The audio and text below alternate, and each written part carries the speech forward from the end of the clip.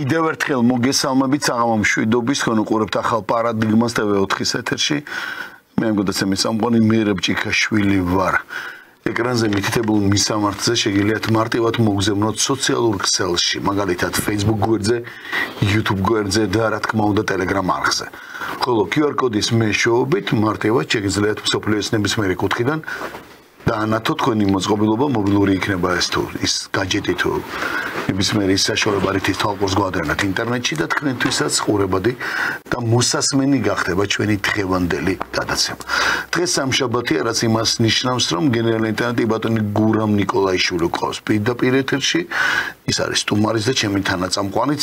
საღამო მშვიდობის ბატონო გურამ. სალამი ბატონო ვერაფ. მოგესალმებით.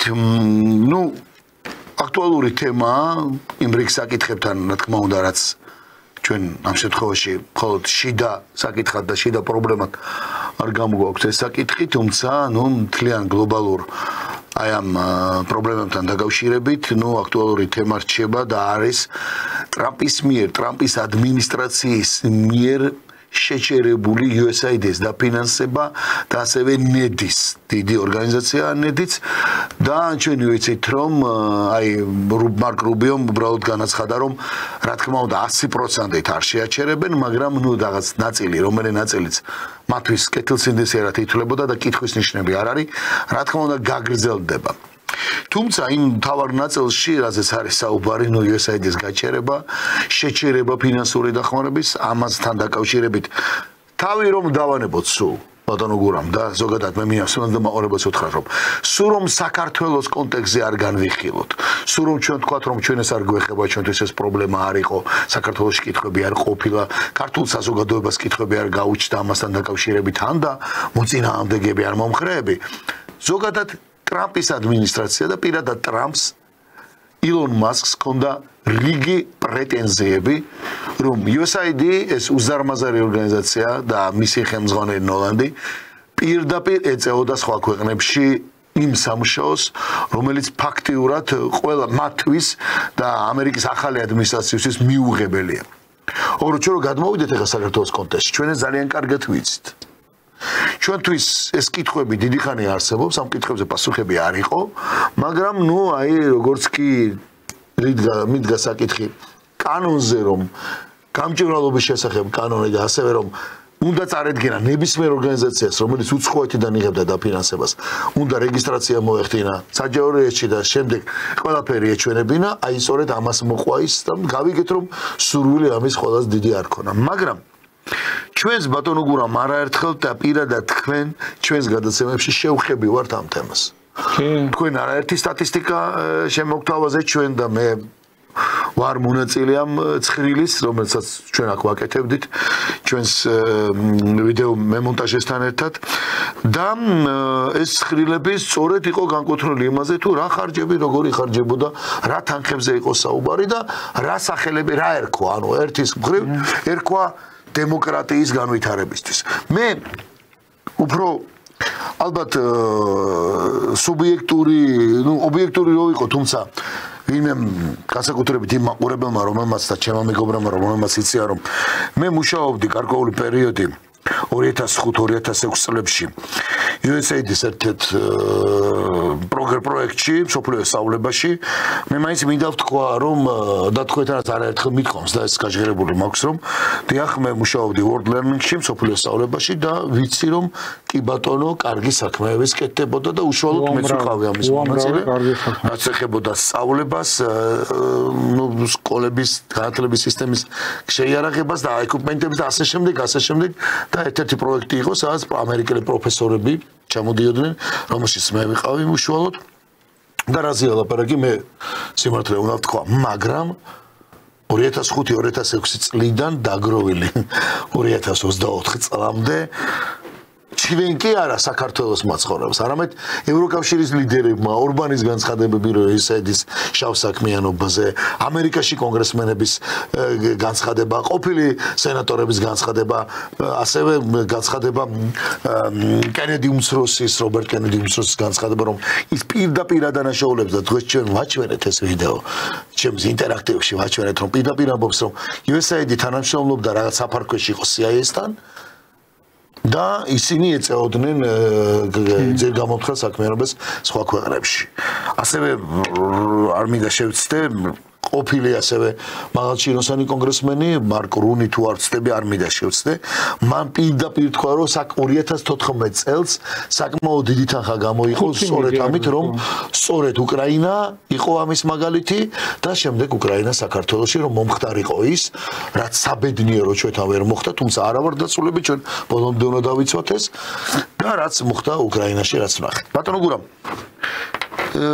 შესავალი შეიძლება დიდი გამოვიდა, მაგრამ თქვენ ხართ ერთ-ერთი ჩვენ გადაცემაში თქვენ ვაჩვენეთ ერთ-ერთ ცხრილი თუ რა ხარჯები აქვს ივესაც. და მაშინ მახსოვს, საკმაოდ დიდი პოპულარობით სარგებლობდა ეს ცხრილი დღემდე. მაგრამ ამავე დროს იყო იქ მთელი ეგრეთ წოდებული აი ამ ფაქტ-ჩეკერების და მაშინვე ზუსტად აი ამ გრანტებით დაფინანსებული ვითომ სიცხვილის ისა ვითომ სიცრუის დეტექტორების და ასე შემდეგ მთელი რისხვა და ხან გაგვაჩერეს ხან დაგბლოკეს ხან რა არქნეს ეხლა დღეს როგორ შეაფასებთ თქვენ და დღეს უკვე ამაზე ღიად საუბრობს პირდაპირ ტრამპი და დღეს ამაზე პასუხები აღარ არსებობს ანუ გაქრენ თითქოს მოპასუხე აღარავინ არის ანუ იმას კი არ რომ უფრო თავს მაინც ხო უნდა იმართლებდა საუბარია ძალიან დიდ ფულზე დიდ ფულებზე და საუბარია მხოლოდ ერთი მიზანი რომ სხვა ქვეყნებში მოეწყოთ გადატრიალებები კი ბატონო დემოკრატიის რაღაცების განვითარების ფონად თქვენ როგორ შეაფასებთ დღეს და დღეს რა სიტყვით აი დღეს თქვა კიდევ რა არგუმენტები გაქვთ იმისა რომ დიახ ჩვენ მაშინაც მართლები ვიყავით და სავსებით ლოგიკურია რომ საქართველოს მოსახლეობის უმრავლესობას რიგით მოქალაქეს რომელიც ერება მთაშია ეხა და გვიყურებს პროფესიას ნებისმიერი პროფესიის მქონე ადამიანს მასწავლებლებს ინჟინერს ფერმერს რომ კონდეს კითხები აქვს და კონდა აი სად მიდიოდა ეს ფული და რატომ ატეხეს ერთი ამბავი რომ არ უნდათ ამ ფულის რეგისტრაცია ანუ გამოჩენა გამჭვირვალეობა იმ NGO-ებს რომელ NGO-ებზე ჩვენ ძალიან კარგად ვიცით ყველაფერი ძალიან საინტერესო თემა არის ამ თემაზე ჩვენ მუშაობთ უკვე დიდი ხანია მე და თქვენ პირადად ჯერ კიდევ იმ სტუდიაში 2020 წლის არჩევნების წინ ჩვენ მაშინ ვილაპარაკეთ მე რო სტუდიაში გამოვდიოდი და ჩვენ თქვით ის ზუსტად მაკეინის ინსტიტუტის ეს ჟურნალისტები ახალი ჩამოყალიბებული იყო მაშინ მაკეინის ინსტიტუტმა როდესაც ხელშეკრულება მოეწერა რუსეთთან ჩვენ ჩარჩო ხელშეკრულებას მეგობრობის ესე იგი მე სამკეთილ მეზობლობის და ასეთი ხელშეკრულება მათ შორის იყო ბაზების ხელშეკრულებას და ეს ხელშეკრულება იყო ძალიან პოზიტიური ერთადერთი ხელშეკრულება რაც კი იყო საერთოდ საქართველოს და რუსეთს შორის სადაც რუსეთი იღებდა თავის თავზე ვალდებულებას რომ ის დაეხმარება საქართველოს რადგან საქართველოში მათი ბაზები იქნება ის დაეხმარება საქართველოს ტერიტორიალური მთლიანობის აღდგენის საკითხებში ჯარის აღშენებლობის საკითხებში და ყველა არა ფორმალური შეარაღებული ფორმირების ლიკვიდაციის საკითხებში და მაშინ ესე იგი აი ლაპარაკი ამ თემაზე ლაპარაკი მიდიოდა იმას იქეთ მიდიოდა ლაპარაკი რომ რუსეთს საქართველოს შორის ურთიერთობები აი დათმებოდა და საკითხები გადაწდებოდა აფხაზეთის საკითხთან იყო კავშირი მაშინ შეიკრიბა ზუსტად მე კარგად მახსოვს 96 წელს ბატონ ედუარდ შევარდნაძესთან ერთად ვიყავით დელეგაციით თურქეთში ჩასული და ამ თურქეთში ხელშეკრულებას დავდექთი ძალიან დიდი ხელშეკრულება ძალიან ისეთი და ამ დროს ჩატარდა ეს მაშინ კონფერენციასაა ჟურნალისტები შეიკრიბნენ და მაშინ თქვეს რომ საქართველოს შეუძლია მხოლოდ და მხოლოდ ტერიტორიების დაბრუნება ომით სხვა ემით არა და ეს რაც სამშვიდობო ხელშეკრულება იყო რაღაცეები იყო ამის წინააღმდეგ ესე იგი ჩაერთო ზუსტად მაიკეინის ინსტიტუტის აი შემდეგ რომელიც გაფართოვდა და ამაში იყო USAID-ის ესე იგი უდიდესი როლი და დამსახურება რადგან ისინი ღებულობდნენ და ფინანსდებოდნენ CEU-დან და შეიძლება აქედანაც CEU-ით 50 მილიარდზე მეტი იყო იქ თანხა გამოყოფილი რაც ცნობილი იყო ახლა დღეს უკვე ამერიკაში საუბრობენ მაგალითად აი ჯორჯ უმსროს კენედი რობერტ უმსროს კენედი საუბრობს პირდაპირ USAID-ის კავშირს და მიწხემდელობის კავშირს კი CEU-სან კავშირს და მაშინ ჩვენ ეს რო თქვით და გავაჟღერეთ ეს ყველაფერი 2020 წელს მაშინ ესე ჩვენ სიმაზე ესე დეტექტივის სიმაზე იქ კრამერზე იყო ლაპარაკი დევიდ კრამერზე იყო ლაპარაკი კომპიუტერზე იყო ლაპარაკი მათიუს ბრაიზაზე იყო ლაპარაკი და ბევრი ისეთი ადამიანები რომლებიც ესე იგი დაკავებული იყვნენ აი ლაურა ტორდანოს ეს მაშინ იყო მაკეინის ინსტიტუტის პროგრამების დირექტორი აი ეს მის ჩათვალეთ ხელმძღვანელი. ხო, ხელმძღვანელი და აი ეს მასეთი არ არის, ეს არის წვილი. არაფერი წვილი არ იყო, ეს მაშინაც იყო. ეს წვილიც არ იყო მაშინაც, როდესაც გივი იუგურიძე ჩვენი საერთო მეგობარი გენერალ-მაიორი, გენერალური შტაბის ყოფილი უფროსი, რომელიც მაკეინთან ერთად მიფრინავდა კახეთში და იქ, ესე იგი, მაკეინის დამოკიდებულება აი საქართველოს მიმართ, აი როგორი იყო, იმიტომ რომ ვერ მოინელა თავად მაკეინმა ის ინსტიტუტის რა დანიშნულება აქვს, სენატორი გახდა ხო ეს მაკეინი.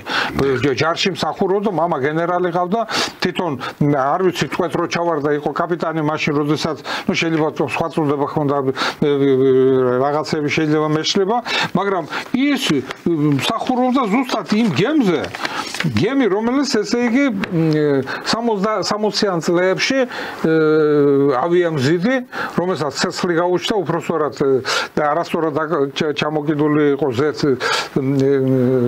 ჭურვი, თვითონ ბომბი, ავიაციო ბომბი და ივან ესე იგი ავტომატური რაღაცა დენის იმაში მოხდა, გავარდა, მოხდა ზუსტად მაკეინის თვითონაც მოხდა.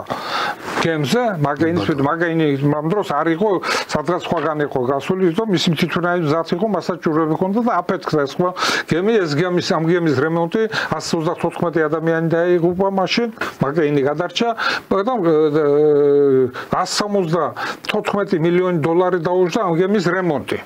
მე იქეთ რატომ მიმყავს ეს ყველაფერი.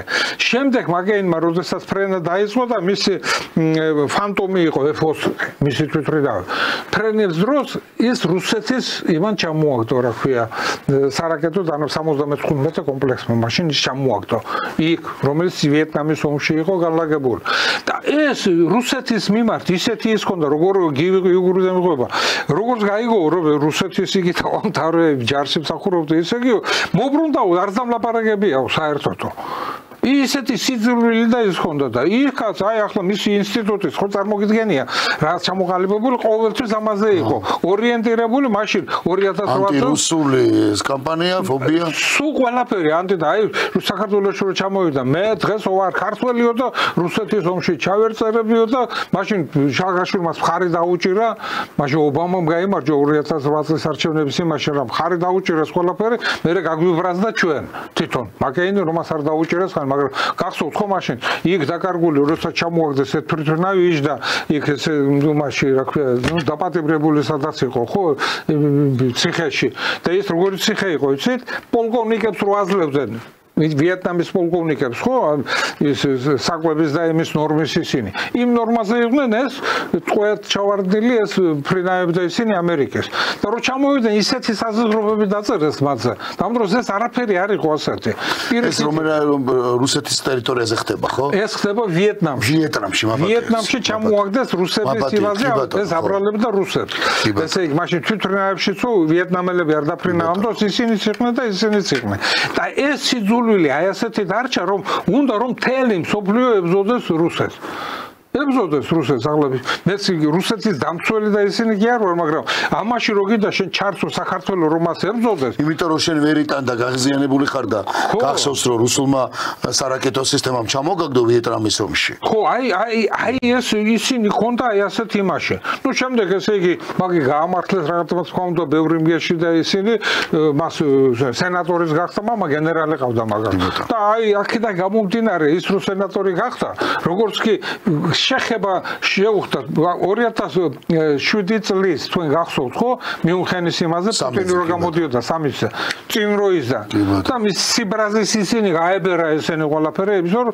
პუტინი ამბობდა რომ ჩვენ უკვე ახსი აღარ შეგვიძლიაო თქვენ რასაც შეასრულეთ ის ვალდებულება რაც გაქვთ ახ შეახსენა რუსეთ პუტინმა გდრ-ის და იმის ისინი რო შეაქცია და იქ მისი გაფრაზების ისინი და რა ხნა ჩაგცო ჩვენ ამ იმაში და მაგის 2008 წელს პუტინი გამოვიდა მის იმაზე და ჩვენ ხელად როგორც კი რუსეთთან დალაგების რაღაცა წავიდა ხელშეკრულებაზე ლაპარაკ 95 წლის ხელშეკრულებაზე 96 წელს ეს მოხდა და მის შემდეგ სულ მიდის ეს მაკეინის ინსტიტუტი რომელიც მუშაობს რომელიც ფინანსდებოდა USAID-ის იმისგანაც CEROS იმისგან ცალკე ფინანსდებოდა და მათი სამუშაო არეალი ყოველთვის იყო აი ესეთი რაღაცის გაკეთება რომელიც რუსეთს შეუშლიდა ყველაფერში ხელს მაგრამ გაწირეს ვინ გაწირეს დღეს უკრაინა 2008 წელს გაწირეს საქართველოს ამისათვის ხო რა მოიგო აქედან საქართველოს აი ამ ინსტიტუტის მოქმედებით და ამ გაკეთებული საქმით, რასაც აკეთებდა საქართველოს 2008 წელს დავკარგეთ ესე იგი 4000 კვადრატული კილომეტრი სამაჩაბლოს იმაში, დავკარგეთ 8000 კვადრატული კილომეტრი, რომელსაც სახელმწიფოები რა არის იცი, მე და თქვენ არაერთხელ გვიქმნია და შესწორება ჩვენ ყოველთვის ვაკეთებთ, რომ იქ ოკუპაცია გააკეთა რუსეთმა. ოკუპაცია რა არის? დროებით დაიკავა ტერიტორია, გავიდა რაღაცა დრო, დაждე მოელაპარაკე და ეს ტერიტორია დაბრუნდა. სახელმწიფოები შექმნა რუსეთმა. ბევრად უფრო ვარესი გაკეთდა და ჩვენ ოკუპაციაზე ვლაპარაკობთ. ოკუპაცია არაფერი არა. იმასთან შედარებით, რაც ორი სახელმწიფო ჩამოყალიბდა. და დღეს ჩვენ ვეძებთ იმ გამოსავალს, როგორ შეიძლება მასთან დავალაგოთ ურთიერთობა. ესენი ამბობენ, არა რუსეთთან არავითარ შემთხვევაში არ შეიძლება. და ამისათვის გამოყოს ფული და ჩვენ ცხრილის გვაქვს ალბათ. კი ბატონო, ვაჩვენოთ კი ბატონო, თუ შეიძლება პირველი ოღონდ ძალიან ნელა გავყვეთ ამას, იმიტომ რომ ცოტათი ისეთია ძალიან დიდი შრომატევადი სქემაა. თუ შეიძლება გავყვეთ ამას. ამ სქემაზე მე ვიტყვი და შენ ერთ კი ბატონო. ამ სქემაზე ნაჩვენები არის აი 10 წლის განმავლობაში, ბოლო 10 წლის, ამ 14 წლიდან. ესე იგი, რამდენი არის გადახდილი USAID-ში ფული რამდენი აქვს მიცემული იმ ქვეყნებს, იმ პროსაბჭოთა ქვეყნებზე 10 ქვეყანაზე ლაპარაკი. 10 წლის განმავლობაში აი რა ჩამოთვლილი. კი ბატონო, მოდი აი ესე ნენელა გავყვეთ თუ შეიძლება. მოკლედ ცხრილი USAID-მა და სახელმწიფო დეპარტამენტმა ბოლო წელიწადში რამდენი დახარჯეს დემოკრატიისთვის ყოფილ საბჭოთა კავშირის ქვეყნებში. ეს მითითებულია დოლარებში, რა თქმა უნდა. კი.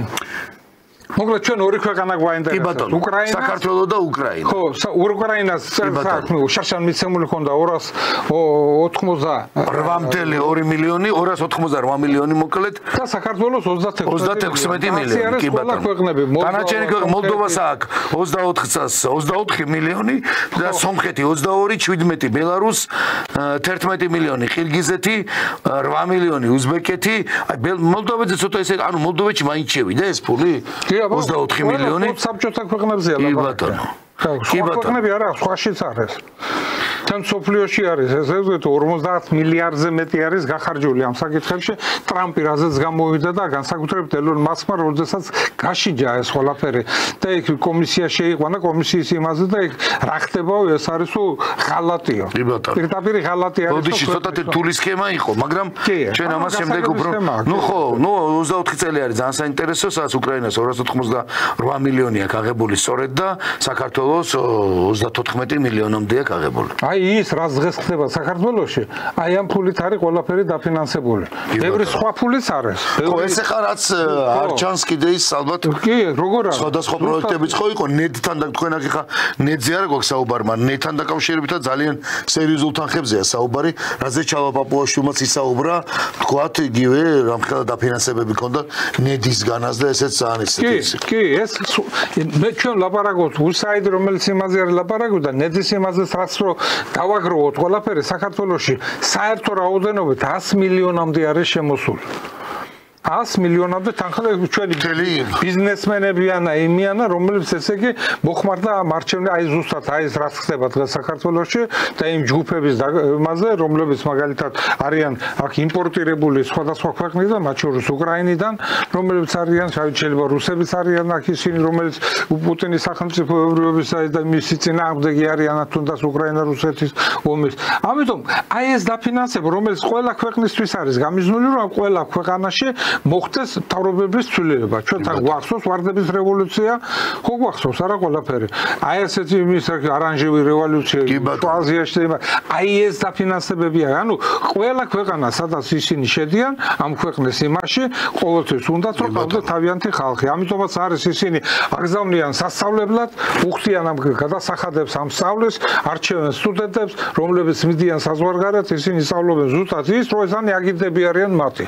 და რამდენი არის აი როგორც ჩვენ მქონდა ჩვენ მთავრობამ გამოაცხადა ხო აგენტების რაოდენობა არის სადღაც 20,000-ზე მეტი კი ბატონო და აქ არ დაგვავისდეს ჩვენ სოროსის ფონდის არსებობაც. ხო, ესეც ხო კარგად ვიცით არა, ხა სოროსის ფონდიც კაცი რომელიც უნგრეთში თავის ქვეყანაში არ შეესრულებოდა პერსონალ გრანდად იყო გამოცხადებული, საიდან მართავდა და რა თანხები იხარჯებოდა სოროს ფონდიდანაც, ხო? რა თქმა უნდა, სოროსის ფონდი განსაკუთრებით განათლებაში იყო სოროსის და ყიდულობდა ყველაზე ისეთ ობიექტებს, რომლებიც სახელმწიფო მნიშვნელობის ობიექტები იყო, თუნდაც ბათუმის პორტში, ნავთობის ისინი რო იყო ტერმინალები და ასე შემდეგ. ბევრი რაღაცა. რაშიც სოროსი იყო. არც ერთი ეს ფონდი, არც ერთი ეს თანხა, არც ერთი ეს ისინი საელჩო რაზე უნდა მუშაობდეს. ორ ქვეყანას შორის კეთილმეზობლური და კარგი დიპლომატიური ურთიერთობები ხო. მისი ეს მთავარი ამოცანაა და როდესაც ამ საელჩოსთან არიან მიფარებული ესეთი ორგანიზაციები, ისინი სახელმწიფოებრიობას უთხრიან ძირს. რაც მაგალითად გააკეთეს და დღეს როდესაც მიდის ლაპარაკი იმაზე, რომ აი ჩვენთან ყველა აი დასავლეთში ევროპაში გვინდა თუნდაც აი ჩვენი პრეზიდენტი. ჩვენი პრეზიდენტი ყოფილი პრეზიდენტზე ვლაპარაკობ მე, რომელიც ამბობს, რომ ყველაფერი უნდა გავაკეთო იმისათვის, რომ ჩვენ შევიდეთ იმაში, რომ საქართველოს ხურჯინი არა მოიკიდოს ზურგზე და შეიყვანო ეს ევროპაში. და ჯერ ერთი არ მეკითხები, მე მინდა შენ პარიზში გაქვს სახლი და წახვა, შვილიც იქ აყავს და შვილიშვილებს და იცით ღმერთს მაგაგიზარდო, შენი იყოს იქ ყველაფერი. მაგრამ შენ არ ახარ ქართველი. აი ჩვენ არაერთხელ გვიქმნია, რასაც აი სუნძი ლაპარაკობდა. ესე იგი, თუ კიდევ მტერი დაამარცხო, აღზარდა მისი შვილებიო. და აი ასეა ზუსტად, ესე იგი ჩვენ მათთვის ვართ მტერი ალბათ. როდესაც ის მიდის მოიარა მთელი მსოფლიო ყველგან ჩვენ სახელმწიფოს იმ არჩევნებს, იმ ყველაფერს დაახურა თავზე. და მაგი რო აირჩიეს და მამაში რომ მთელმა საქართველოს მიიღო მონაწილეობა და იქაც რო დარღვევები იქნებოდა, მაგაში ამაში ეჭვი ეპარება მაგას. ამასაც ლაპარაკობდა ის რა ქვია ოცნება. მაგრამ მისთვის ეს არ იყო, მისთვის იყო ესე იგი პატრონი, რომელიც მოიყვანა, მას ემსახურა. და საქართველოს არ ემსახურა. არც გააკეთა, მე და თქვენი ნაურჯიქიას არაერჯერ გვითქმია, რომ რა შეეკითხა, აი რომ გახდებითო პრეზიდენტიო და თქვა საჭირო იყო საქართველოსთვისო პუტინთან შეხვედრა ჩასმა მოსკოვში ჩახვალთო და არაო, სანამ იქ პუტინი იქნება არჩევა. პუტინი არის კიდევ, თვითონ სადაა. მაშინ საწევიდა ეს დრო. ეს 5-6 წელი საწევიდა, აი რას მოხმარდა ეს დრო, რომელიც ტერიტორიულ მთლიანობას არ მოხმარდა, არც ერთი პლატფორმა არ არსებობს, არც ერთი. მერაბ, სადაც საქართველოს ტერიტორიალური მთლიანობის საკითხი იქნებოდა განხილული. ხო გვაქვს ჩვენ ამდენი მეგობრები, ჩვენი დასავლეთი ყველა ჩვენი მეგობრობა, ერთი პლატფორმა, საგან საქართველოს ტერიტორიალური მთლიანობის საკითხი იქნება განხილული. იმ ტერიტორია, რომელიც ჩვენ გვაქვს დაკარგული, ამ ტერიტორიაზე არც ერთ ამ ქვეყანას თავი არ დგიოდა არასდროს. არავის არ დგიოდა. მაგრამ ჩვენ კი თქვენ აი მაგალითად რო შემოხვიდეთ ნატოში და ჩვენ გვინდა რომ ნატოში თქვენ იყვეთ, აი ამიტომ თქვენთვის საჭირო არის რომ თქვენ აი ნატოს ყველა პროგრამებში მიიღოთ მონაწილეობა. კი ბატონო, მივიღეთ 20 წელი მონაწილეობა, 20,000 ჯარისკაცი შევიყვანეთ, 4,6 მილიარდი ლარის დავხარჯეთ ამ იმაში. საქართველოს მაქიდან რა მიიღო? რომელი? 293 დაჭრილი ქართველი ჯარისკაცი, 42 დაღუპული, 55 ესე იგი ხეიბარი, რომელსაც ფეხი არა, ხელი და ის რაც ჩვენ იქ დავტოვეთ, ხო? ტექნიკა შეიარაღება, ის ყველაფერი რაც იქიდან რო გამოვდიოდით, ესე იგი თქვენ გახსოვთ, ხო? იქიდან გამოსვლა, არაფერი, ესე იგი სასირცულო გამოსვლა. ჯარები დაღარეს, ის ჯარის, რომელიც მოამზადეს ავღანეთის ჯარი, ყველაფერი, არაფერი ხელი არ შეუძლო დაღარეს, წამოვიდნენ იქიდან. ეს რა არის? რა ოპერაცია ეს იყო? რა ოპერაცია არის ის, რომელსაც ესე იგი ამომებენ ახლა რუსეთ-უკრაინის ომი? იმდენი ხალხია და იმდენი ადამიანია დაღუპული და ამ ომის ესე იგი არ უჩანს ესე იგი დასასრული. ლაპარაკი მიდის ამაზე რომ ტრამპმა თქვა ერთ დღეში დავასრულებ ამ ომსო, შემდეგ თქვა 100 დღეში დავასრულებ ამ ომსო, ეხლა ლაპარაკობენ 6 თვეში დავასრულებთო და ულტიმატუმების ისინი არაფერი არაა. და მხოლოდ აი საღი მდგომარეობა რა უნდა რუსეთს გამოაცხადა, აი გუშინ წავიკითხე მე პუტინის იმაში იყო. ჩვენო ომსო დავამთავრებთ და თუ მიიღებთ იმის გარანტიებს რომ ჩვენ თავისი ოლქის საზღვრებში, ზაპოროჟიეს ოლქი, ხერსონის ოლქი, დონეცკის ოლქი და ლუგანსკის ოლქი გადმოვა რუსეთის შემადგენლობაში და ეს ყველაფერი იქნება ომის დასასრული, ამის ესე იგი უკრაინა არ შევა იმაში, ესე იგი ყველაფერი 21 წელს, რაც ულტიმატუმი ჰქონდა რიაბოვის მიერ, ხო გახსოვთ წარდგენილი. აი იმის შესრულებაზე არის ლაპარაკი. და ეს ტერიტორიები, მაშინ ამ ტერიტორიებზე ლაპარაკი არ მიდიოდა. მაშინ მიდიოდა ლაპარაკი იმაზე, რომ მინსკის ხელშეკრულება შევასრულოთ. და დარჩეს ეს ყველაფერი ლუგანსკის და დონეცკის ოლქი უკრაინის შემადგენლობაში. ესე იგი ვის არ აწყობს და ეს ყველაფერი დასავლეთს არ აწყობს და დასავლეთმა რა მიიღო აქედან? მიიღო ის რომ დაინგრა, როგორც ტრამპი ამბობს, საერთოდ უკიდურეს მდგომარეობაში არის მიყვანილი ამერიკა. კი სამხედრო სამრეწველო კომპლექსი რაღაცა გამოსწორდა, შეიძლება რაღაცები დალაგდეს, მაგრამ რა მდგომარეობაში ამერიკა. და აი ნახეთ ახლა ტრამპის თანამდებობაზე მიღება პრეზიდენტის თანამდებობის იგი ჩაბარება და პასუხისმგებლობა, რომელსაც ის ამბობს და რამდენი რაღაცა არის ისეთი, რომლებიც ჩვენ პირველად გავიგონეთ. ესე გრენლანდიის მიერთება 51 შტატად, ესე იგი კანადის, ესე იგი მიერთება. იქ ლაპარაკი არის იმაზე, რომ პანამის საკითხების, ბოლივიის საკითხების გადაწყვეტა, პანამის საკითხები ხელად ჩამოვიდა პანამის პრეზიდენტი და ხელად უარი თქვა იმას, რომ აღარ გაუგზავნებს ჩინეთს პანამის მმართველობის იმას იმ ქალაქებში იმაში. ესე იგი რა? ესე იგი ტრამპი თავის ამოცანას ნელ-ნელა ასრულებს. ტრამპი მრეწველობას თავის იმას ასრულებს. ტრამპს ამბობს, რომ ჩვენ მოვილაპარაკებთ ყველა ამ საკითხებზე და უკრაინას, ესე იგი, ჩვენ გადავეცით, რომ ჩვენ დავიცავთ, მაგრამ უკრაინის ნედლეული ის ნედლეული, რომელიც ამერიკის შეერთებულ შტატებს აუცილებლად ჭირდება მას მის ტერიტორიაზე არ გააჩნია, რომ უკრაინა დართავსნებას ამ მედრეულების ათვისებას ამერიკის შეერთებულ შტატებს. ამერიკა ნედლეულს აიღებს, ბევრ სხვა რაღაცასაც აიღებს.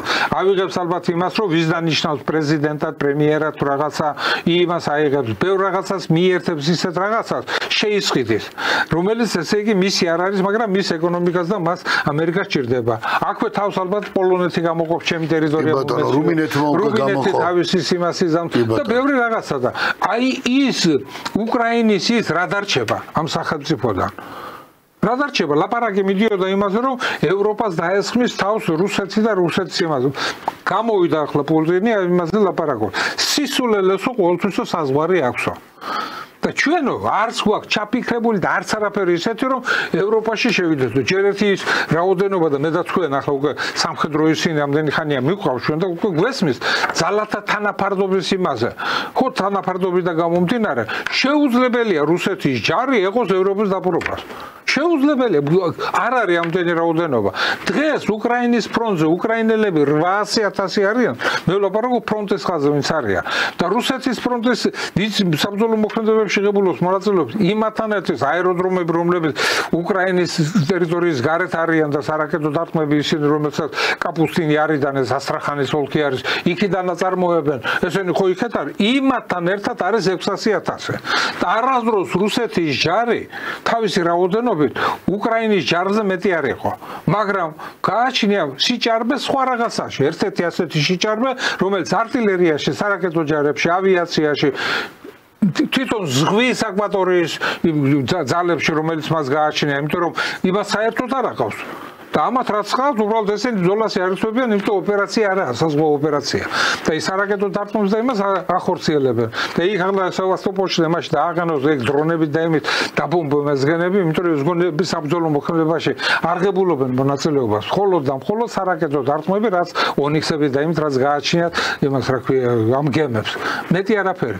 სიჭარბე ხო ყველაფერში და ყოველ დღე უკრაინას აქვს და 100-დან 150-მდე სარაკეტო რაკეტები, რომელიც თვითონ რაკეტის ფასი არის 20 მილიონ დოლარამდე. 1 მილიონიდან 20 მილიონ დოლარამდე, რომელსაც ისინი უშვებენ. დათვალეთ რამდენია რა ღირებულების არის, რომელიც ტერიტორიაზე, რუსეთის ტერიტორიაზე არ არსებობს, მეგონია, ისეთი ნავთობგადამუშავებელი პატარა ქარხნები, დიდ ქარხნაზე არ არის ლაპარაკი, რომლებიც იმიტომ დიდი ქარხნები ყველა დაცულია. პატარა ქარხნები, რომელიც დაბომბილი და განადგურებული არ იყოს უკრაინის მიერ. ამის გარდა ესე სხვა ობიექტების, რომელსაც ისინი ანადგურებენ. და ამის გარდა ის პირადი შემადგენლობა, რომელიც რუსეთის, იმის უკრაინის პირადი შემადგენლობა, რომელიც საზღვარგარეთ მზადდება, მათ შორის საფრანგეთში, მათ შორის პოლონეთში, მათ შორის დიდ ბრიტანეთში და ამერიკაშიც. აი ყველა თვითრენაების და იმის ისინი ამერიკაში და მაშინ მიზანი იყო თვითრენაები ჰოლანდიიდან გადმოცეს, ჰოლანდიაში მზადდებოდნენ ისინი. ამიტომ აი ეს სადაც ახლა გადატრიალებების და იმის ის იქნება, სანამ ახალი ადმინისტრაცია ამერიკის შეერთებული შტატების, აი ამ იმას არ გონია რომ უქმებს, შეიძლება ავიატურას შეუსვლის, სახელებს დასახელებას შეუსვლის რაღაცას, მაგრამ ეს ფუნქცია მაინც დარჩება, იმიტომ რომ არ გონია რომ სენატი და კონგრესმენები დათანხმდნენ იმას, რომ ეს ყველაფერი გაუხდეს, რადგან ამერიკას გააჩნია ეს ისეთი საშუალება, რომ ზეგავლენა იქონიოს მთელ მსოფლიოზე. მთელ მსოფლიოში ამერიკა ჩვენ ხო ვიცი, რომ მარტო ობიექტები აქვს 950, 158 ბაზა. მარტო დიდი ბაზებზეა ლაპარაკი, მარტო გერმანიაში და ევროპაში რაც არის, ეს ბაზები 150-ია თითქმის. ნუ ბაზები ნაკლებია, მაგრამ ობიექტები რაც არის ამ ბაზეს. და ადამიანები, ახლა ხო იყო 20,000 იყო იმაში რამშტაინის იმაში 29,000 ბოდიშვიხტი და 20,000 დაემატა ზედ. დაემატა სადაც ბრიგადები იმაშობიან იშლება ბრიგადები, ჯერ ბატალიონები ჩამოიყვანეს პოლონეთში, ახლა კიდევ სატანკო ბრიგადას ჩამოდეს იქეთ, აი ასეთი ბატალიონები გახდნენ, ასეულების ბატალიონები გახდნენ, რომელიც ბალტიისპირეთის ქვეყნებში არის. ანუ ჩვენ როდესაც გვონია, რომ ახლა ტრამპი მოვიდა, ყველაფერი დალაგდება და ესე გაკეთება, არაფერი შეიძლება უფრო, იმიტომ რომ ტრამპის აი წინასწარ განსაზღვროს ტრამპი რა სიტყვის და რა იქნება მისი ამოცანა, რა გადაწყვეტილებას მიღებს, ძალიან რთულია. ძალიან რთულია და ეს განსაკუთრებით აღიზიანებს ეს ყველაფერი იმ ქვეყნებს, აი ახლო აღმოსავლეთის არაბებსის ამ ქვეყნებს, იმიტომ რომ ტრამპმა განცხადება გააკეთა უკვე, თუ გვინდათო რომ ესე იგი რუსეთიო თუ არ დათანხმდებაო ჩემს იმასო გეგმებს და იმასო, ჩვენო რუსეთსო იარაღსაც მივცემთო და აი არაბეთის ამ ქვეყნებს ნავთობგადამამუშავებელ ქვეყნებს მოველაპარაკებითო და ფას გავხდითო სადღაც 10, 12 ან 15 დოლარი, რომ რუსეთს არ შეეძლოს აი ამ ფულის მიღება. მაგრამ არაბეთის ქვეყნები დათანხმდნენ ამას, არ დათანხმდნენ. და ეხლა უკვე როდესაც არჩევენ, მაგალითად პესკოვს შეეკითხენ, სადაპირებენ რომ ტრამპის და იმის იმაზე მოლაპარაკება თუ არის. მოლაპარაკება არ იყო, მაგრამ ჩვენ გვახსოვს ჩვენი შეთავაზება. ერთ-ერთი ასეთი შეთავაზება არის, აი ზუსტად ამ არაბების ქვეყნებში, ან გაერთიანებულ არაბების ემირატებში, ან და არაბეთის იმაში. მეტი არა. აი იქ აქვთ. რატო აქ იქ? იმიტომ რომ იქ რუსეთს უფრო მეტი დასაყრდენი აქვს და უფრო მეტი აქვს ის, იმიტომ ბაიდენმა იმძენად გააფუჭა ეს ურთიერთობა იქ, რომ აი ამ მდგომარეობიდან გამოსვლის საშუალება მას არ ექნება. საქართველოს რა პერსპექტივები აქვს? ის დაძაბული სიტუაცია, რაც სოფლიოში არის, საქართველოსთვის ეს. ხო დაძაბული აქვს სიტუაცია, მაგრამ ეს არის გამოსავალი, რომ ჩვენ რაღაც ჩვენ სუვერენიტეტს მივახციოთ ისეს, რომ თავი ავარიდოთ თავი ყველანაირ იმ სიზნელებს, რომელმაც შეიძლება საქართველოს ან ჩართოს საბრძოლო მოქმედებებში, ან და პირიქით საქართველოს ტერიტორიაზე გაჩაღდეს რამე საბრძოლო მოქმედებები. აი საქართველოს ტერიტორიაზე. არის ამის ისინი, არის როგორი არის? არის ისეთი, რომ ჩვენთან ახლა ლაპარაკობ რუსკოის უსმენდი მე. რუსკოი გახსოვთ ის ვიცე-პრეზიდენტი რო იყო იმის ელცინი. მაგათმა ხო დაღუპეს ის რუსეთი მაშინ. მაშინ საქართველოსაც ხო ისახნეს რა ქვია, ხო? სამაჩაბლოს და იმის ისინი ტერიტორიები. ეხლა გამოდიოდა და ესე უმტკიცებდა ყველას, რომ სამაჩაბლოს ტერიტორია ეს ორი ხალხის გაერთიანება უნდა მოხდეს. ეს არის თურმე ეს გაერთიანდა ჩილოეთოსაც უნდა შეუერთდეს ეს სამაჩაბლოს ტერიტორია. იმიტომ რომ ეს მაგათი არის და ამას ყველაფერს უმტკიცებდა. ეს ადამიანმა, რომელმაც ის ომი დაიწყო, რომელმაც დაანგრიეს რუსეთი, რომელმაც ეს ბელოვესის პუშაში ელცინთან და იმასთან ერთად მაშინ ეს ერთი ის იყო, რომელმაც ის გადაწყვეტილება მიიღეს, რომ დაშალეს საბჭოთა კავშირი და ჩვენ გვერდში რას გვერდშიან ჩვენ. აი ასეთი ადამიანები მათ მოაწყოს ეს ყველაფერი. აი ასეთი და ახლა როდესაც ლაგდება სიტუაცია ლაგდება, ჩვენ გვინდა ამ სიტუაციის ესე იგი პრაგმატული ვიყო ჩვენ. პრაგმატული საქართველოს არა აქ იმის რუსეთს შეუერთეთ რაღაცა რუსეთისკენ გადაიხაროს. ჩვენ უნდა ვიყოთ ჩვენს მხარეს. და ჩვენი მხარე, ქართული მხარე უნდა იყოს დაცული. არა იმით, რომ ჩვენ მაგალითად ვიღაცის ფთის ქვეშ შევართ, არა. მიმხრობელი როგორც კი ვიქნები, ჩვენ იმისი მხარე ვიქნები. და იმისი დაპირისპირებული ყოველთვის სოფლიო გიგანტები არიან დაპირისპირებული, ყველა თავის გამოსავალს ეძებს, თავის სიკეთეს ეძებს ადნახავს. და არა აქვს მისთვის ეს მიმრჩევლობა, ჩვენ ვიცით რომ ანგლოსაქსები, ამერიკის შეერთებული შტატები რაზე გამდიდნენ? ომებზე გამდიდნენ. 1877 წლიდან პირველი მსოფლიო ომი, მეორე მსოფლიო ომი, აი ყველა ეს 65 გადატრიალება აქვს, ესე იგი 45 წლიდან და 45 ომია გაჩაღებული. აი ამ თელ სოფლიოში და საიდან აი ეს სიმდიდრეები ესე იგი დააძალოს იმას რომ მიიღოს მას რაც უნდა კაპიტალიზმი ასეთია მოვა ეს დრო კაპიტალიზმის ბოლო ის იმპერიალიზმი არა მისი ბოლო სტადია არის რაღაცა მაგრამ ჩვენ არ ვიცით როდის იქნება მაგრამ ჩვენ არ უნდა შევეწეროთ ამას ჩვენ უნდა ვიყოთ იმდენად პრაგმატულები დიპლომატიურები იმდენად უნდა დავიცვათ ჩვენი სუვერენიტეტი ეს იქნება ჩრდილო-მეზობელი ეს იქნება სამხრეთ-მეზობელი აღმოსავლეთი ჩვენ უნდა დავიცვათ ჩვენი შავი ზღვის აკვატორიის სადაც ჩვენ ფლოტიც არ გვაქვს ისეთი გემი რომელიც ამას დაიცავს ამ თემაზე ალბათ გვექნება ჩვენ ლაპარაკი სალაპარაკო და ვილაპარაკებთ კიდეს მაგრამ მე მაინც USAID-ის თემაზე მინდა ძალიან ბევრი კარგი პროექტებიც არის ამ იმისი ეს შეპარული პროექტები რომლებიც არ არის ძვირი ზოგი არის 100,000 ზოგი არის 500,000 მოხუცების ადამიანების დახმარება აი განათლების მიღების რაღაცეების ისინი რაღაცეების აი იურიდიული კონსულტაციების და ბევრი რაღაცა ისეთი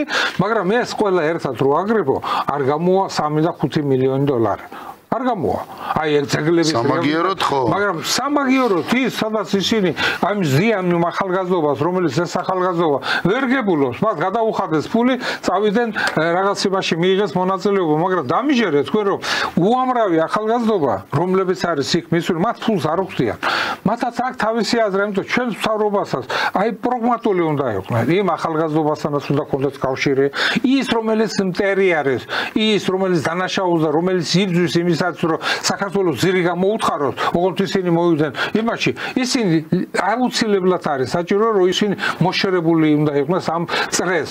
და იმ ახალგაზრდობასთან, იმ მეცნიერებთან, თუნდაც იმ კულტურის და იმის მოღვაწეებთან აუცილებლად არის სალაპარაკოც არის, დასალაგებელიც არის ურთიერთობა.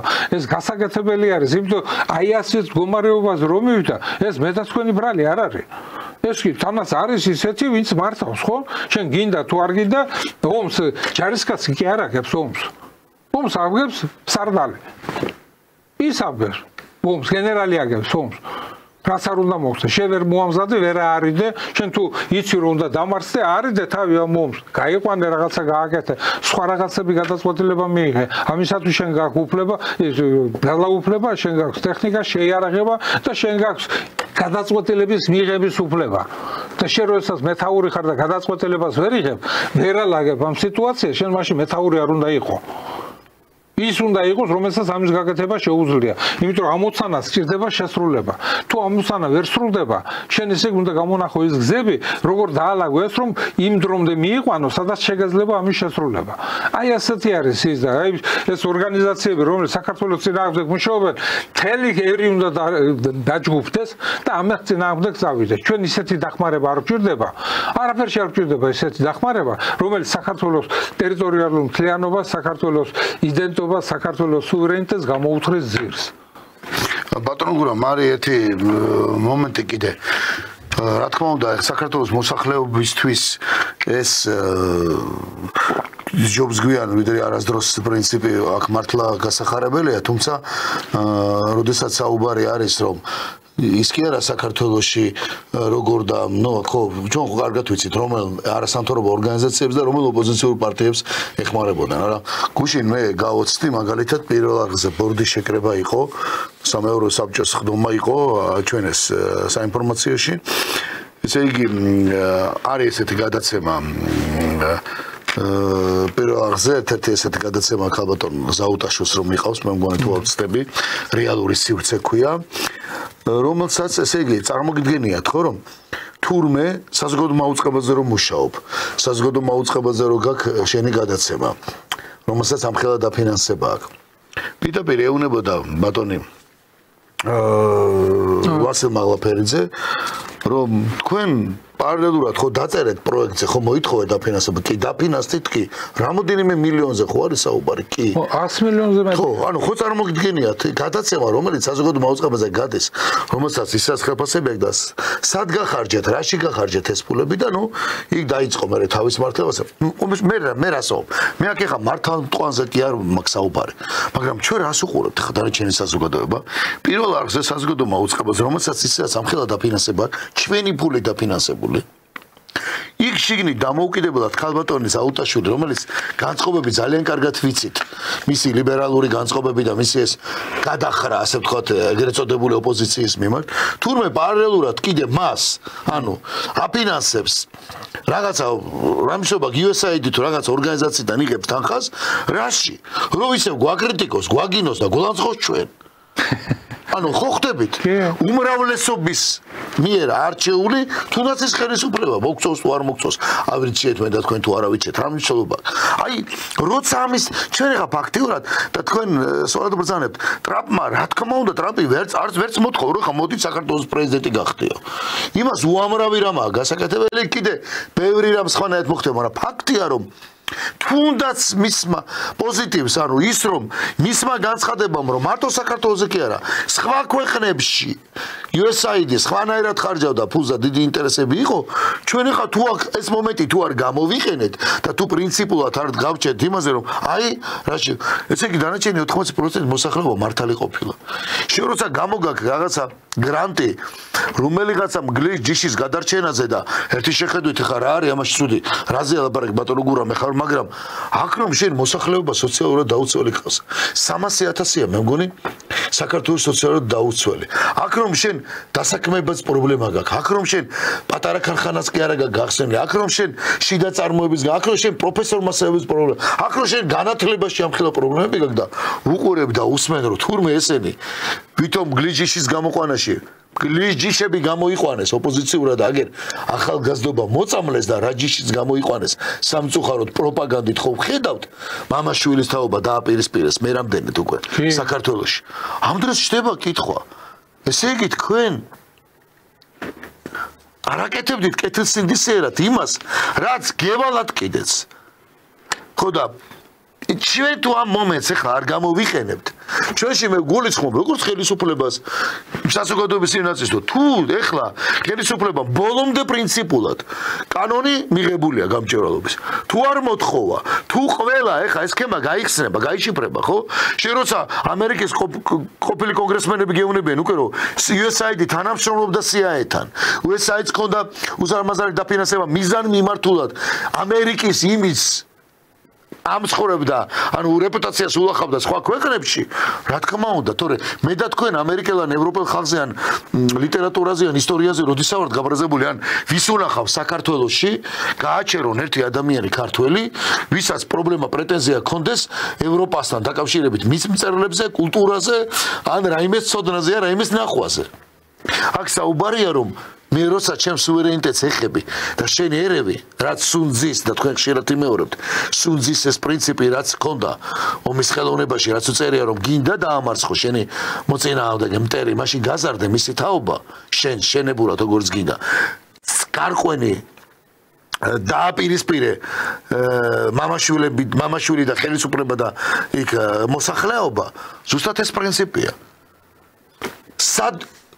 იცი ბატონო გურამ ერთი გურამ ნიკოლაიშვილი გენერალ-ლეიტენანტი თავის საქმის პროფესიონალი და თქვა ერთი თემურ მაისურაძე თავის საქმის პროფესიონალი არ ვიცი მე მიხეილ ჟენტი არ ვიცი ვინ ყველა ნებისმიერი ან ტელეწამყვანი ვინც არ უნდა იყოს ვერუშველის და ხელისუფლებაც მარტო ამ საქმეს საზოგადოების ხარდაჭერა ჭირდებოდა რაც მოიპოვა ბოლოს უკვე ხელისუფლება იმიტომ რომ ჩვენ ვხედავთ თურმე ვის ებრძოდნენ და რას ებრძოდნენ ჯერ კიდევ როდის როცა კოჰაბიტაციაზე ვაკრიტიკებდა ასე შემდეგ მაგრამ ეხლა რაშია გამოსავალი რომ საბოლოოდ მოვიშოროთ რა ეს ესე არ არის კი დაიწყო მაგრამ შეჭერდა გესმით შეჭერდა საბოლოოდ მოსაშორებელია ყველა ეხა ვინც ჩვენ წერს კომენტარებს ეხა აქაც ვინც გვიყურებს და გვისმენს ეხა თითქოს რაღაცა ფინიშისკენ სუვერენიტეტის დაცვის ეს ძალიან დიდია მაგრამ თითქოს ამ წნეხის გათავისუფლების იმას ხედავთ თითქოს ფინიშია რა რაღაცა და როგორ ფიქრობთ რა როლია კიდე აქვს საზოგადოების მონაწილეობას იგივე გადაცემებს იგივე არ ვიცი ძალიან ბევრი დრო ხელისუფლებამ კანონებით ოღონდ კანონების გამტკიცებით მიიღოს ის გადაწყვეტილება რომ ბოლომდე დავეხსნათ ჩავეხსნათ უარი ვთქვათ რა ამ თანხებზე რა და ეს NGO-ები რომლებსაც აღებული აქვთ ეს ესე მარტივად არ უნდა შერჩეთ აქ ძალიან დიდი გამოძიებები უნდა დაიწყოს. არა, რა სიკეთისთვის იყო და კარგს აკეთებდა. ვინ ამბობს კაცო ხა მე შეძენენ მერხზე, რომელიც სკოლაში დევს სადღაც მაღალმთიან რაიონში. ეკლესია გარემო. ხო, რაზეა ლაპარაკი? ეკლესია ისტორიულ ძეგლებზე რა არაფერ, მაგრამ ტვინების გამორეცხვა, მედიების დაფინანსება. აი რაც მაგალითი მოვიყვანე. საზოგადოებრივ მაუწყებელზე ნინო ზაუტაშვილს, გარდა იმისა, რომ ხელფასი აქვს თანამშრომლებს ფინანსებს, ხო, ყველას ხელფასი აქვს, დამატებით იღებს და ამას აღიარებს, კიო. და მილიონებს რაშხავდა, რომ იქიდან დაეწყო ლანძღვა და გინება, ან და ტვინის შერყევა იმ მოსახლეობის, რომ საკუთარი ქვეყნის ენამდე ყოფილიყო. აი საზოგადოებრივ მაუწყებელზე, ხო, ნუ რა ცდილობს რაღაცნაირად ნეიტრალური პოზიცია დაიკავოს, მაგრამ ეს საზოგადოებრივი მაუწყებელი ჩვენი საზოგადოების ინტერესებს არ იცავს და არ ლაპარაკობს. მე სხვაზე არ ვილაპარაკებ. მე ვილაპარაკებ ჯარს. ერთი გადაცემა აქვს, რომელიც ჯარს ეკუთვნის, ან ჯარის პრობლემებს, ან ვეტერანების პრობლემებს, ან და იმ ოფიცრების, ოჯახების სოციალური დასვლის პრობლემებს, ან იმ ქალაქების, სადაც ჯარების ნაწილებია განლაგებული, ან იმ სამხედროების რაც კეთდება, როგორ კეთდება. აი მაგალითად დღეს წავიკითხე, არის მისი რა ქვია გორის ეროვნული აკადემიის რექტორის ხედვა, აი როგორ უნდა იყოს განათლება. ნუ რა ვიცი ახლა სამი სამხედრო უმაღლესი მაგ დამთავრებული. ნუ ჯერ საბჭოთა დროში ძალიან დიდი თანამდებობა სარაკეტო ჯარების და იმის უფროსი ვიყავ მე-10 დივიზიის. მე ვინც ვიცობს ყველა იციან ის და ისინია. იქიდან მის შემდეგ რასაც იყო ეს ყველაფერი.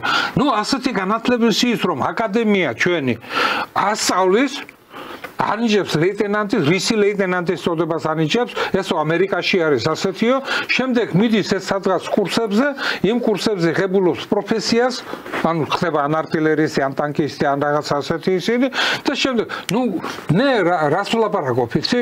ამ უკრაინის ომმა გვაჩვენა. თვითონ უკრაინაში აი რაც ხდება ახლა ამ ომმა გვაჩვენა, რომ აი ასე კადრები არ მზადდება. მზადდება ისე, ჩვენ უნდა ხოლმე შეხედო, ვინ ომობს, ვინ ბრძოლობს. როგორ არის ჩინეთში ჯარი მოწყობილი, როგორ არის თუნდაც ჩრდილოეთ კორეაში, ჩვენ კორეის იმაზე არ ვლაპარაკობ, ჩვენ ვლაპარაკობ ჯარზე. ის რევოლუციონარია თუ არა, როგორ არის თურქეთში. ნატოს-ევრი ქვეყანა. აი აბსოლუტურად თურქეთის ჯარი და იმის ნატოში საფრანგეთის და იმის ჯარი. მე იმაზე ჩულს კი არ ვლაპარაკობ. მე ვლაპარაკობ იმას, რომ შენ როდესაც ასწავლე ოფიცერს, ასწავლე, შენ უნდა ასწავლო ის, რაც მას ომში და ანუ რა მეთოდიკით ვასწავლით, რა გამოსtildeა, რა პრაქტიკით? არაფერი არ არის. ის ვერ გამოვა. მე ვარ არტილერისტი და ვიცი არტილერისტის განათლებას 4 წელზე ნაკლები. ნუ შეიძლება 3 წელში ჩაატიო თუ სამოქალაქო იმას. არაო, ჩვენ აკადემიაში უნდა გამოვიდესო სამოქალაქო ინჟინერი. ბიჭო, სამოქალაქო ინჟინერი უნდა გამოვიდეს. სამოქალაქო კი არა, ის რაც სამხედრო ტექნიკაა, ეს ყველაფერი არის საინჟინრო ნაწარმი. საინჟინროა ეს ყველაფერი, ინჟინრების მიერ გაკეთებულია. თუნდაც ის ძრავა, თუნდაც ის მანქანები, თუ ყველაფერი. აი ეს ძრავა და ეს ყველაფერი ასწავლე და მიანიჭე აი აქედან მათ ინჟინრო, რაც იყო ჩვენი ტაუ ჩვენ რო დავამთავროთ იქ. მე კი არ ვლაპარაკობ, იქ ახალი ისინი არის და რა, არ ვიცი. იქ არის ის, რომელიც მოიტანეს აქ, რომელსაც ჩვენ ვერ ვიყენებთ. ჩვენი განათლება ამას ვერ ზრდება. ის მაუწყებელი, საზოგადოებრივი მაუწყებელი, ჩვენ ვლაპარაკობთ ამ საზოგადოებრივ იმასთან. მე რატო არ მაქვს უფლება იქ ერთხელ მაინც გამოვიდე და ვილაპარაკო ის, რაც ჯართან არის დაკავშირებული, ჯარის კანონებთან რაც არის. არის ეს გადაცემა. დაცული არის იურიდიული დაცვა აქვს სამხედრო სამსახურებს. არა აქვს არა აქ არც აქ სხვა ტელევიზიებში არის ტელევიზია რომელიც არის მიმართული აი თქვა სახელმწიფო იმაზე რა ქვია ოცნების ტელევიზიები ეს არის თქვა იმედის ტელევიზია ეს არის პოსტივი და ნუ რა ვიცი კიდე რაღაცაები იქნება ეგ პატარა ტელევიზიები ისინი და არის ასეთი სამი უძლიერესი ტელევიზია უძლიერესი და უდიდესი დაფინანსებით რომელიც არის TV პირველი ლიბერალური ისინი ტელევიზიები და იქ გამოდის ესე იგი აბსოლუტურად ლაზვა ყველაფერი ფაქტებით დალაგებული იქიდან გამოდის ის და ეს სტუდენტები ჩვენი ზიან და აი აქედან არჩევენ სადაა სიმართლე და სადაა ტყუილი ეს ყველაფერი უნდა რასაც ლაპარაკობ მე რა აუცილებლად უნდა გათავდეს ეს სტუდენტი უნდა შევიდეს თავის სასწავლებელში იქ უნდა ისწავლოს იქ უნდა დალაგდო ის ვინც ამ იმასთან ის ვინც შესაძლებელია პარლამენტში შევიდეს პარლამენტში და იქ მიიღოს იმ დებატებში დაგადუგი და თუნდა იჩუბონ რაღაც იაპონიის პარლამენტში რას უნდათ ეს გააკეთონ. კი სერი უთეხიათ იქ. მაგრამ გააკეთონ ის კანონები მიიღოთ, რომელიც მე მჭირდება. შეიძლება 13 წელი იყოს ოცნება და ერთი სამხედრო კანონი აქვს მიღებული, ისიც 15 თვე სამსახური 12 თვე გააკეთა. ესაა ჯარის კანონი, მეტი არ ჭირდება ჯარის კანონი. არც არაფერი მეტი განათლების სისტემა, ჯარის განათლების სისტემა არის ნოლზე დაყვანილი. იქ რაღაცას ასწავლიან, არის სასწავლებელი იმის, რა ქვია, აი ლეცელიზის სკოლასავის ქუთაისში. სადაც მე-9 კლასიდან ასწავლიან ბავშვებს. ბავშვები, რომელიც სამხედრო სკოლის არის, რა ქვია, ლიცეუმი.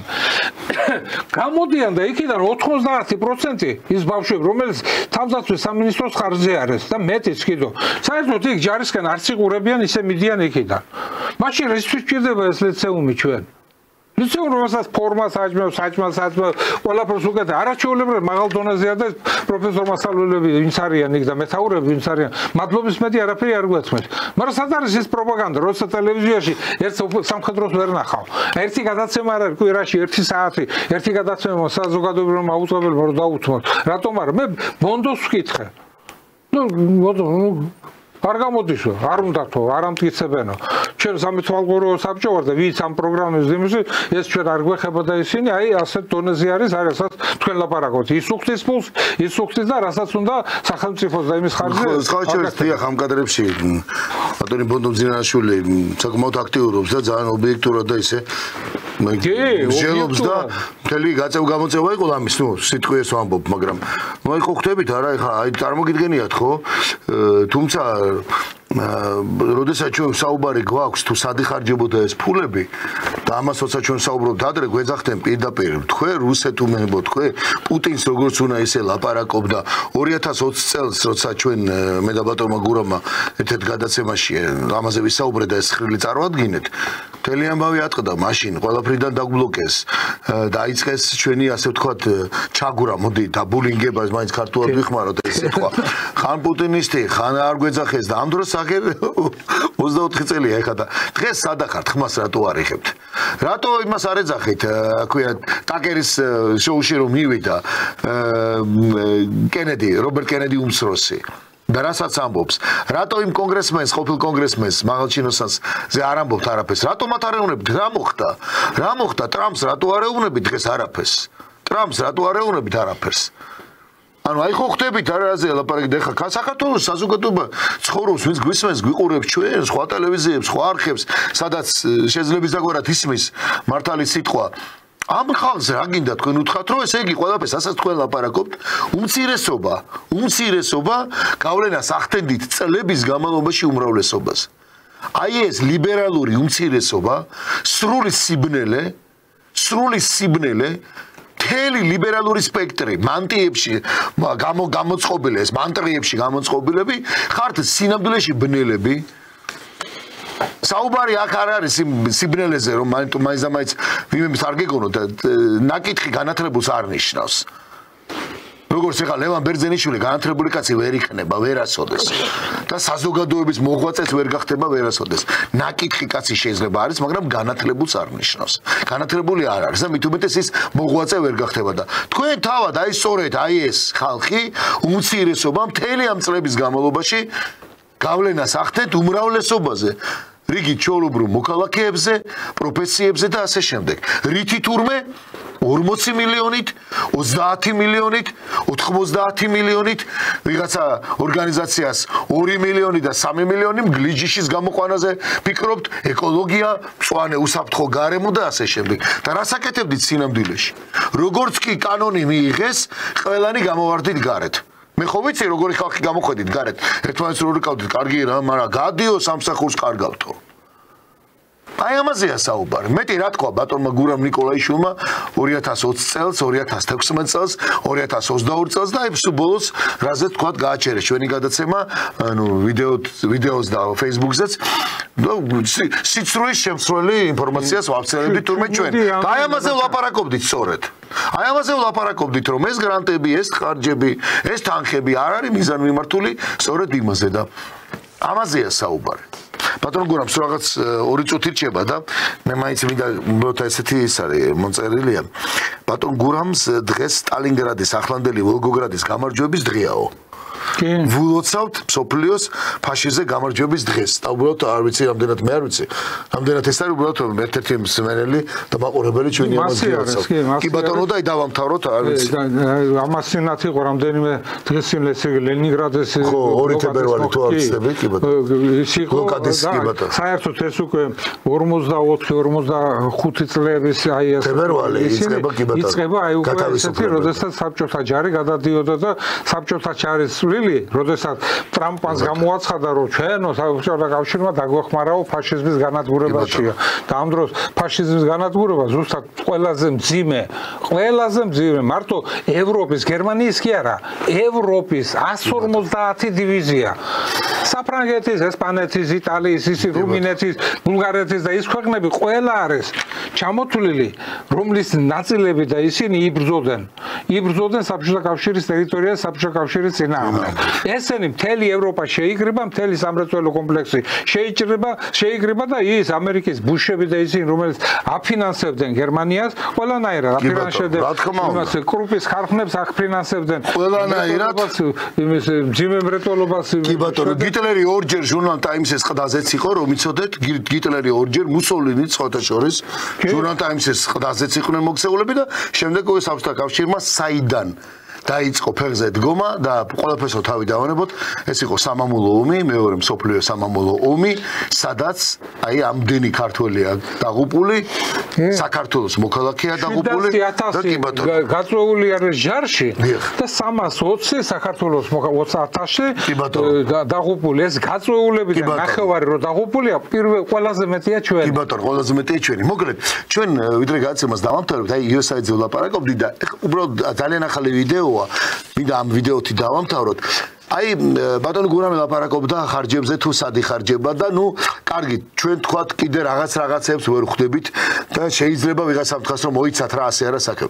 ნახოთ ახლა ვიდეო, ნახეთ ახლა ჩვენ ვიდეო, ნახეთ თქვენ ვიდეო, სადაც ტრამპის სპიკერი უბრალოდ ასახელებს USAID-ის აი გარკვეულ რაღაცა ხარჯებს თუ რაში ხარჯავდა მაგალითად და აი ნახეთ თუ როცა ქართული საზოგადოება და საქართველოს ცხოვრები ნებისმიერ საქართველოს მოქალაქეს კითხვა უჩნდება რომ ეს USAID ხომ არ აფინანსებდა ან ხომ არ უწყობდა ხელს LGBT პროპაგანდის განვითარებასაც და აი აქ მერე ტყდებოდა მთელი ამბავი რომ ჩვენ თურმე ბრელები ვართ რა LGBT ვიღა გზა ასე შემდეგ აი ნახოთ ახლა ეს ვიდეო და ჩვენ დაგემშვიდობები სხვათა შორის დიდი მადლობა მინდა ბატონ გურამ ნიკოლაიშვილს უთხრა უბრალოდ აი ნახეთ სულ ახლა ხან ვიდეო რომელიც ტრამპის პირადი პრეს-სპიკერი წარმომადგენელი აკეთებს აი ამ განცხადებას ჩამონათვალი თუ კიდევ რაში იხარჯებოდა ფულები ჩამოთვლილია ის გიჟური პრიორიტეტები, რომლებშიც უკანასკნელი წლების განმავლობაში ამერიკელი გადასახადების გადამხდელთა ფული იხარჯებოდა USAID-ის მიერ. 1,5 მილიონი დოლარი დაიხარჯა სერბეთის დასაქმების ბაზარზე მრავალფეროვნების, ინკლუზიურობის და თანასწორობის პროგრამისთვის.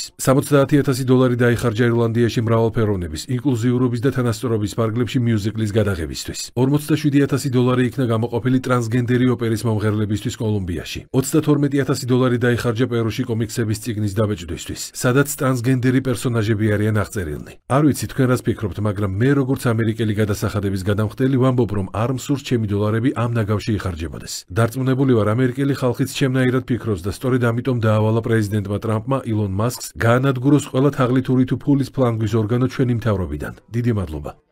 გამოიწერე და გაიგე ამბები ლიბერალური ცენზურის გარეშე. მოკლედ, აი დავბრუნდით პირდაპირ ეთერში და უბრალოდ აი თქვენ თვითონ ნახეთ. ეს არც მერაბ ჭიქაშვილის ნათქვამი, არც ბატონი გურამ ნიკოლაიშვილის ნათქვამი, არც სოლიდარობის სტუდიის მოფიქრებულია არავის აქ მყოფის. აი და განცხადება გააკეთა და რა თქვა. მან თქვა რომ მე არ მაქვს სურვილი და არც არცეთ ამერიკას რომ სწორედ ჩემი ხარჯები და ჩვენი ხარჯები იხარჯებოდეს აი ამაში.